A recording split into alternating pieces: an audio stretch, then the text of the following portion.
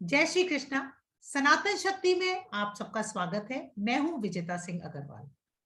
आज 14 नवंबर है। बचपन से 14 नवंबर को स्कूल की छुट्टी होती थी, बाल दिवस के रूप में मनाया जाता था और बताया जाता था कि आज के दिन चाचा नेहरू का जन्म दिवस था। चाचा नेहरू, जो कि हमारे पहले प्राइम मिनिस्टर थे, पंडित जवाहरलाल नेहरू। बताया जाता था वो सफेद अचकन पहनते थे, लाल गुलाब लगाते थे और बच्चों से बहुत प्यार करते थे। आज हमारे साथ नीलेश जोशी जी हैं, जो कि हमें चाचा नेहरू के बारे में आगे बताएंगे। नीलेश जी, आपका स्वागत है। धन्यवाद विजेता जी। जय श्री कृष्णा। सनातन शक्ति के सारे दर्शकों को मेरा जय श्री कृष्णा, नमस्ते। आपका सबका स्वागत है। मैं नीलेश जोशी। जैसे विजेता जी ने बताया कि 14 नवंबर हमारे को बचपन में ठोपा गया था, हमारे को मजबूरी हो थी स्कूल में, हमको कंपलसरी बचपन का चाचा नेहरू का जन्मदिन मनाया जाना पड़ता था स्कूलों में। तो ये जो हमारे अनइलेक्टेड, मेरे हिसाब से तो टोटली अनइलेक्टेड प्राइम मिनिस्टर था, उसका बचपन कैसा भी नैरेटिव क्रिएट करके हमारे पे ठोपा गया। ये कोई इलेक्टेड या काबिल प्राइम मिनिस्टर नहीं था। मेरे हिसाब से गांधी जी की गलती का परिणाम था ये, जो हकीकत में ये कांग्रेस की कमेटी का जब ये इलेक्शन हुआ था तो वल्लभ भाई पटेल को 12 वोट मिले थे, इनको 1 वोट मिला था, वो भी उनका खुद का था और आचार्य कृपलानी जी उनकी फेवर में अपना वापिस ले लिया। राइट। फिर गांधी जी ने सरदार पटेल को बोला कि आप भी अपना ले लो, क्योंकि जवाहरलाल नेहरू आपसे ज्यादा वो है फलाए। तो सरदार पटेल थे गांधी जी के बड़े अच्छे वफादार सोल्जर थे, उसने कुछ क्वेश्चन नहीं किया, अपना उम्मीदवारी पत्र वापिस ले लिया उसने, और ये जवाहरलाल नेहरू हमारे पर ठोपा गया। इनकी गलतियां कितनी है, इनके कारनामे कितने खराब है, और कैसे ये नेरेटिव 300 से ज्यादा संस्थान इन फैमिली के नाम पे है हमारे, जैसे भारत उनके बाप की जायदाद है, हमारा कुछ भी नहीं है। किसी और को तो कभी भी रिकग्नाइजेशन नहीं किया गया, खाली नेहरू और गांधी, नेहरू गांधी परिवार, नेहरू और गांधी, बस। तो इनका सबसे बड़ी गलती जो मेरे मानने से है, ये आदमी ने अपने को पावर चाहिए थी, सत्ता चाहिए थी, इसलिए भारत का जो भागला इसने कबूल किया हुआ है, इसकी वजह से भारत का विभाजन हुआ है। बराबर है। ये पहली उनकी सबसे भयंकर गलती थी।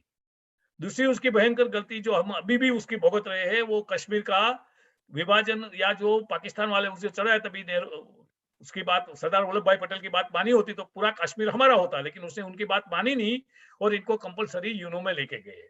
बराबर है।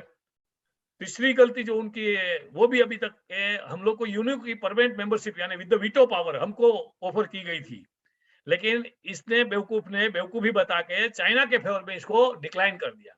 तो चाइना को आज वीटो पावर मिला है, वो वीटो पावर हमारे पर हर जगह में रास्ते में आता है। तो ये भयंकर गलतियां, इसके पास कोई दूरदर्शीपना था ही नहीं। एक शोमैनशिप थी, एक दिमाग से ऐसा लगता था कि भारत हमारी जायदाद है, उसको बचपन से यही एजुकेशन दिया गया था। ये फैमिली के बारे में तो अलग अलग सी कहानियां, लेकिन जो भी कंफर्म नहीं है तो मैं नहीं बोलता हूं, लेकिन बहुत सी कहानियां हैं। सब कहानियां को जाने दे, और इनकी एक एक करके कारनामा आप सुनेंगे तो ये आप बोलते हैं, आपको लगेगा खुद को कि ये प्राइम मिनिस्टर बनने के लायक नहीं था, कभी हमारे पर थोपा गया हुआ है, आज तक नेरेटिव गढ़ा गया हुआ है, इतिहास को दबाया गया है, इतिहास सही हमारे सामने कभी लाया नहीं गया हुआ है। जो सबसे काबिल लोग थे, मेरे हिसाब से सबसे काबिल पहले वाले थे सुभाष चंद्र बोस, जो हमारे प्राइम मिनिस्टर बनने के सबसे बेहतर थे। गांधी जी पे से भी वो बेटर थे, उसको नहीं बनने दिया गया। ये दोनों का कारस्तान जवाहरलाल नेहरू का और गांधी का। उसके बाद दूसरे काबिल थे सरदार वल्लभ भाई पटेल, वो गांधी जी की गलतियों का शिकार बन के, वो अच्छे वफादार थे, भारत माता के सपूत थे, तो उसने वो किया। राइट। बाकी की कहानी विजेता आपको बताएगी। विजेता जी, ओवर टू यू। एक एक करके नेहरू जी के, जिस तरह से नीलेश भाई बोल रहे हैं, कारनामों की बात करेंगे। स्वतंत्र भारत का पहला स्कैंडल, जीप स्कैंडल, जिसमें इन्होंने रक्षा मंत्रालय के लिए जीप इंपोर्ट की और वो सारी की सारी कंडम जीपें थी, वो नेहरू जी के कार्यकाल में हुआ। उसने जो आजादी की, उसको प्राइम मिनिस्टर बनने की इतनी जल्दी थी कि एक्चुअली जो कंगना रनावत ने अभी बोला हुआ है ना कि हमको सही आजादी तो 2014 में मिली, वो तो डोमिनियन स्टेटस हमको मिला था गोरो लोग से। तो ये भी जल्दीबाजी पावर की चाहिए थी, उसके लिए वो डोमिनियन एग्रीमेंट भी उसने साइन करके पावर हथिया लिया, और उसके पीछे उसका नाजायज प्यार जो एडविना के माउंटबेटन के लिए था, वो जिम्मेवार मेरे हिसाब से है।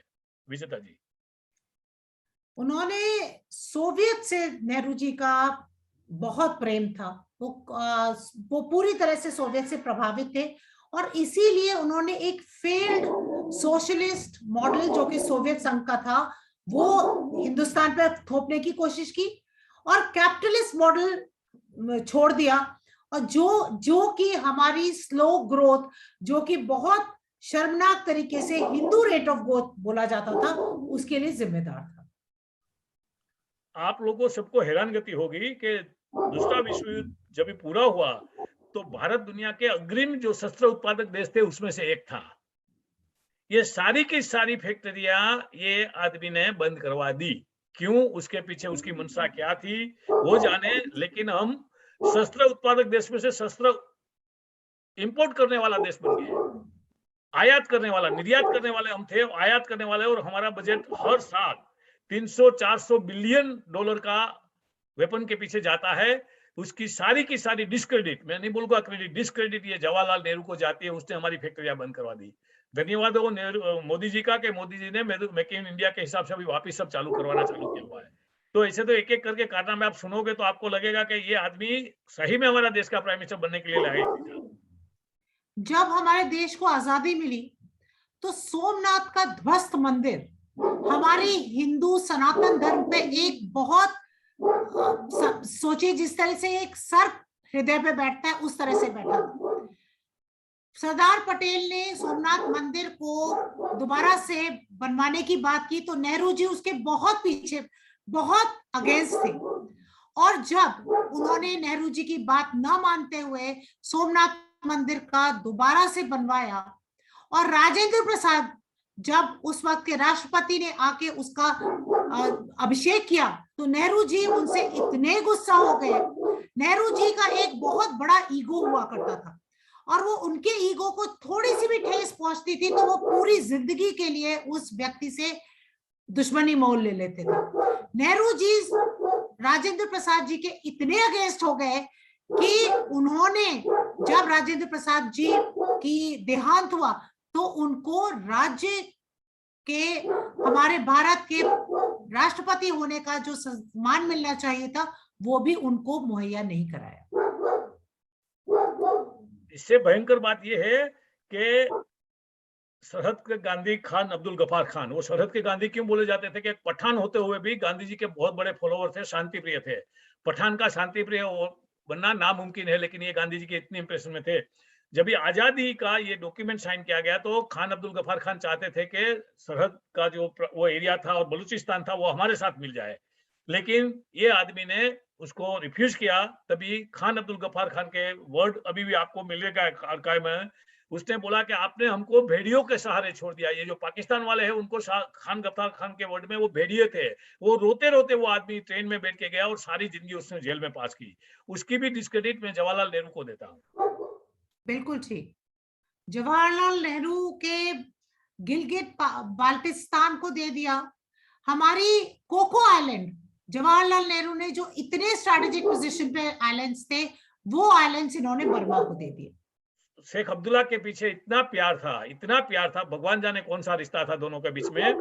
लेकिन कश्मीर का सारा प्रॉब्लम जो क्रिएट किया गया उसने हरि सिंह को बिल्कुल वो नहीं दी। एक आर्टिकल मैंने किधर पढ़ा था कि हरि सिंह की भी सभा में जबरदस्ती चले गए तो हरि सिंह ने उसको एक तमाचा जड़ दिया था। वो तमाचा का बदला लेने के लिए सारे कश्मीर में जितने प्रॉब्लम क्रिएट किए गए नेहरू की वजह से, जब भी पाकिस्तानी लोग, पाकिस्तान के वो क्या ट्राइबल के नाम से लोग आए, तभी अगर सरदार पटेल की बात मानी जाती तो आज कश्मीर पूरा हमारे साथ होता, गिलगित बाल्टिस्तान हमारे पास होता, ये सारे के सारे कोई प्रॉब्लम नहीं होता। लेकिन जवाहरलाल नेहरू जबरदस्ती उसको यूएनओ में भी लेके गया, आर्टिकल 370 भी हमारे पर ठोका, जो धन्यवाद हो मोदी जी का और अमित शाह का, लोग ने रिपील किया आर्टिकल 370। तो उसकी सारी जो ये हमारी प्रॉब्लम है ना, जड़ जितनी है, और जैसे विजेता जी ने बताया कि सोवियत यूनियन का वो अपना खुद का तो दिमाग कुछ था ही नहीं उसका, वो ब्लाइंड फॉलोइंग था, उसको नहीं मालूम था कि भारत की क्या जरूरत थी। तो वो सोवियत की जो सोशलिस्ट इकोनॉमी थी उसको फॉलो करते करते उसका जो पंचवर्षीय योजना पुरानी थी वो ला के हमारे सामने पंचवर्षीय योजना के हिसाब से ठोक दी गई, और उसकी वजह से लाइसेंस राज, इंपोर्ट लाइसेंस, ये सब जितने प्रॉब्लम हुए वो उनकी वजह से, उनकी बेवकूफ पॉलिसी थी उसकी वजह से। विजेता जी, नेहरू जी ने नेपाल हमारे साथ, नेपाल हिंदू राष्ट्र था, नेपाल हमारे साथ जुड़ना चाहता था। नेहरू जी ने यह प्रस्ताव ठुकरा दिया, जिसका परिणाम यह हुआ है कि आज की तारीख में नेपाल एक सेकुलर कंट्री है और पूरी तरीके से चाइना के दबाव में है। और इसकी वजह से हमारा चाइना जो विस्तारवाद में विश्वास रखता है, हमारे इतने नजदीक आ गया है कि हमको बहुत ज्यादा कठिनाइयों का सामना करना पड़ेगा भविष्य में। हैदराबाद जो लास्ट में भारत से जुड़ा, वो कैसे जुड़ा? सरदार पटेल की कुरें से। सरदार पटेल ने पूरा प्लान बनाया था, लेकिन ये जवाहरलाल उसकी ऑब्स्ट्रक्ट करके आया हर स्टेज पे। फिर भी सरदार पटेल ने उसके आगे जाके, वो कासिम रिजवी था या कुछ था, वो उनका जो रजाकार था, उनको सबको करके वो क्या हैदराबाद को भारत के साथ मिलाया। उसकी पूरी क्रेडिट सरदार पटेल को जाती है, लेकिन जितने प्रॉब्लम हुआ उसकी डिस्क्रेडिट जवाहरलाल नेहरू को जाती है।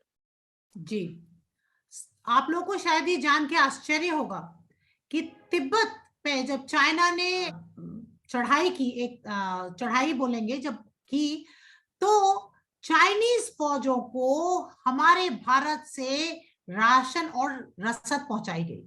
बहुत से लोग कहते हैं कि नहीं, चाइना जब हमने तिब्बत के दलाई लामा को अपने यहाँ शरण दी, उस वजह से चाइना हमसे गुस्सा हो गया। नहीं, ये अगर दलाई लामा कहीं और चले जाते तो वो अपने लिए एकजुटता इकट्ठा करने में समर्थ हो जाते। तो मेरा ये मानना है कि इन्होंने बाय डिजाइन दलाई लामा को यहाँ रखा ताकि वो विश्व स्तर पे अपनी बात ना कह पाए, और पीछे पीछे इन्होंने चाइना को तिब्बत पे पूरा कब्जा करने के लिए पूरी हेल्प दी। इसने हमारा जो हिंदू पर्सनल लॉ था उसको भी एबोलिश किया। क्यों किया वो जाने, उसका भगवान जाने। हमारा मणिपुर का जो एरिया था, काबो एरिया, वो बर्मा को गिफ्ट कर दिया। ऐसी ऐसी तो बहुत सी गलतियां एक के बाद एक गिनाते जाएंगे तो आप लोग हैरान हो जाएंगे कि ये आदमी क्यों इतना साल तक हमारा प्राइम मिनिस्टर बना रहा। लेकिन वो तो हमारे लोगों की बेवकूफी है, हमारे लोग जानते नहीं है, समझते नहीं है, बस वो एक के पीछे दूसरा, दूसरे के पीछे तीसरा वोट देते रहते हैं। विजेता जी, नेहरू जी के एक उनके अंदर से सेकुलरिज्म का भूत इतना सवार था कि वो हिंदू घृणा में तब्दील हो गया, और इसीलिए आज की तारीख में वो बोलते हैं कि हमको मंदिर क्यों बनाने हैं, हमें स्टील मिल्स बनानी है, हमें फैक्ट्रीज बनानी है। ये हमको ये समझना चाहिए कि धर्म, अर्थ, काम और मोक्ष जब तक इकट्ठे नहीं चलते हैं तब तक वर्क लाइफ बैलेंस नहीं होती। तो जो हमारी हिंदू सनातन सोसाइटी के लिए जो सबसे बड़ा पीछे धकेलने का काम जो नेहरू जी ने किया, वो था कि हमारे को हमारी सारी सनातनी परंपराओं से तोड़ने का पुरजोर प्रयास किया। उसकी सबसे दूसरी भयंकर गलती इंडस वाटर ट्रीटी, जो सिंधु वाटर है उसको इंडस वाटर ट्रीटी के नाम से बोली जाती है, बराबर है। वो वाटर ट्रीटी कोई भी समझदार आदमी जिसके पास अपना दिमाग होगा वो साइन नहीं करेगा, लेकिन ये आदमी ने साइन किया। 70 to 80% सिंधु नदी और उसकी जो दूसरी 5 नदियां हैं, रावी, जेनाब, सतलज और दूसरी एक है, वो सबका 70 to 80% पानी पाकिस्तान को जाता है। जबकि पाकिस्तान तो हमसे बहुत छोटा है, उसकी इतनी रिक्वायरमेंट नहीं है। लेकिन ये बेवकूफ को क्या बेवकूफी लगी थी, वो भी साइन किया, totally in favour of Pakistan. तो ये आज की तारीख में हमारे पंजाब में, राजस्थान में, हरियाणा में पानी कम है और पाकिस्तान के पानी वो वेस्ट कर रहा है। ये भी जवाहरलाल नेहरू की देन है। जवाहरलाल नेहरू ने गोवा को लिबरेट कराने के लिए इतना समय लगा दिया, जो कि किसी भी स्वतंत्र राष्ट्र के लिए बहुत ही शर्म की बात है।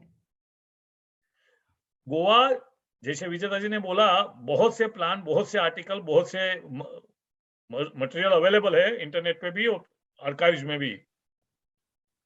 एक प्लान जो सरदार पटेल ने बनाया था, अगर वो क्या होता तो 52 में ही गोवा आजाद हो गया होता, लेकिन 62 तक नहीं हुआ। ये सब जवाहरलाल की बेवकूफी का रिजल्ट है।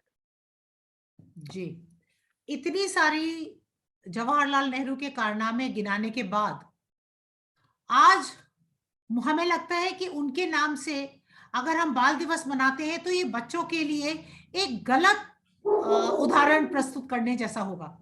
अगर हमको बाल दिवस मनाना है तो हम गुरु गोबिंद सिंह जी के साहबजादे जो सनातन धर्म के लिए न्यौछावर हो गए थे, फतेह सिंह जी और जोरावर सिंह जी, उन बच्चों की वीर गति के लिए हमको बाल दिवस मनाना चाहिए, ताकि हमारे बच्चे, हमारे आने वाली जनरेशंस उन जैसा बनने की कोशिश करें।